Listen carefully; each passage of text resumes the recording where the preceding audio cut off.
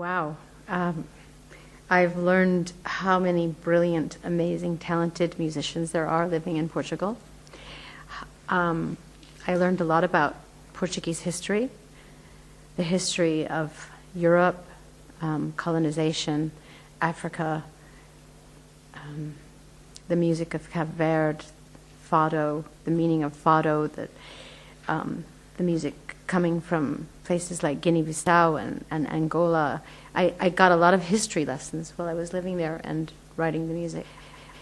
When I was little, when I was young, my mother used to have exchange students living in our house all the time, growing up in Michigan, and one of the first exchange students we had was Mexican, and he was always speaking Spanish in the house. So that's the first time I heard it, and I don't know, it stuck with me. Because I had this feeling, this intuitive feeling that I was alive during the Spanish Inquisition, and that I saved a lot of Jews' lives. I've had dreams about it. I'll never forget that night.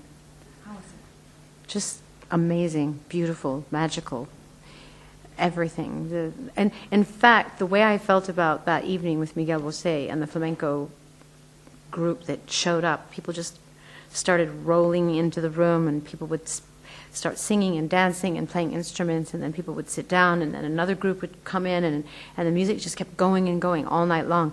And it was so organic.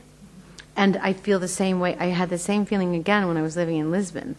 And I was going to people's homes, and these things called living room sessions. Again, musicians would come to these people's houses. We would be sitting around drinking a glass of wine, having a conversation, and then suddenly people would start singing, playing guitar, playing some kind of wooden box percussion instrument like the flamenco dancers did.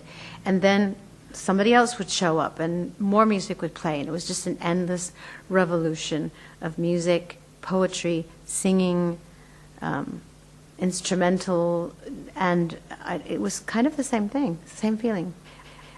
And first of all, she's a fantastic flamenco singer, and I appreciate, over a year ago, I discovered her, and I tried my very hardest to get her to come to Morocco for my birthday and perform for me. And at that time, nobody knew who she was.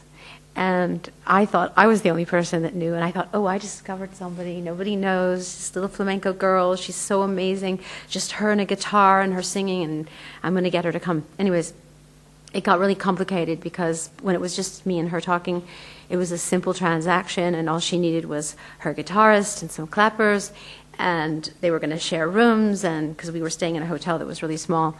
And then a manager stepped in, and then an agent stepped in, and then 5 people were involved, and then they wanted to charge an extraordinary amount of money, and then it was 36 people, and I was like, wait, what? So it never happened, and then I didn't hear from her for a while, and then suddenly she became a big star, and I was like, yes, I was right. Fasten your seatbelt, it's going to be a bumpy ride. Yes.